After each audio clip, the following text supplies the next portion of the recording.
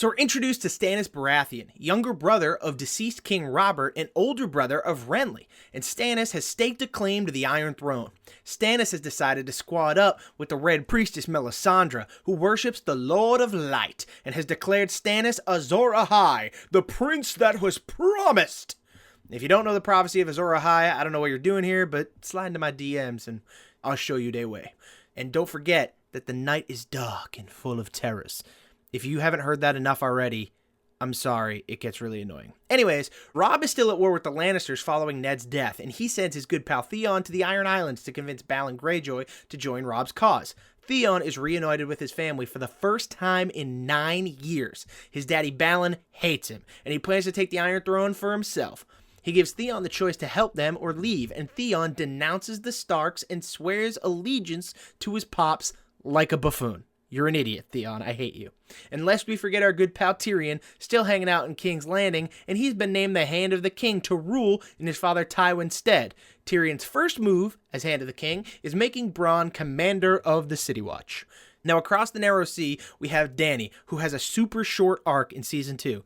Here it goes. She arrives tired and starving in Qarth, is let in by a friendly stranger, then all her men are murdered and her dragons are stolen by Pyat Pree.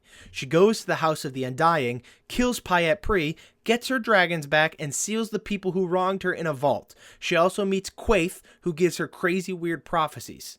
And that's it. Anyways, now back to that bum Theon. He takes his men that his father gave him and goes rogue and takes Winterfell while Robb is away fighting a war. 'Cause he's dumb, he gets seduced by Osha, a reformed wildling prisoner, and lets Bran and Rickon escape with Osha and Hodor. Theon then murders 2 farmers' boys and burns their bodies and claims that it was Bran and Rickon. His dad gets pissed, denounces him, and now Theon is just a freaking mess. Renly Baratheon has now also staked a claim for the throne and has married Margaery Tyrell, daughter of one of the richest houses in Westeros. A tourney was held at their wedding, and we meet Brienne of Tarth, who dominates Loras Tyrell, brother of Margaery and a quote-unquote exceptional fighter. Side note, he doesn't win a fight at all in this show, I think, ever. Just keep an eye on that. Brienne then asked to become a member of Renly's Kingsguard, as that is all she has ever wanted, and Renly agrees. So now Stannis has denounced his brother and believes he is the rightful heir to the Iron Throne, damn it. So wait a second, what do I hear? Incoming! More sex! Stannis gets it on with Melisandre on top of a table, and Mel gets prego. Her pregnancy goes super quick, though, because she's, like, magical and stuff, and a day later, she gives birth to a freaking shadow demon. That's right, I said shadow demon. Shadow demon. And that thing goes and kills Renly right in front of Brienne, who must flee in fear that she will be blamed for Renly's death. So now we go to our buddy Jon Snow, who has gone on an expedition beyond the Wall with his brothers of the Night's Watch. They take refuge in the House of Craster, a wildling weirdo who loves to have sex with his daughters and then sacrifices any boys they give birth to the White Walkers to keep him and his daughter wives safe. Ugh. The Night's Watch continues north and is attacked by a group of wildlings whom they defeat and take a prisoner. Their prisoner, a girl named Ygritte, then escapes, and Jon Snow chases after her, leaving his brothers behind. But then he gets captured by the wildlings.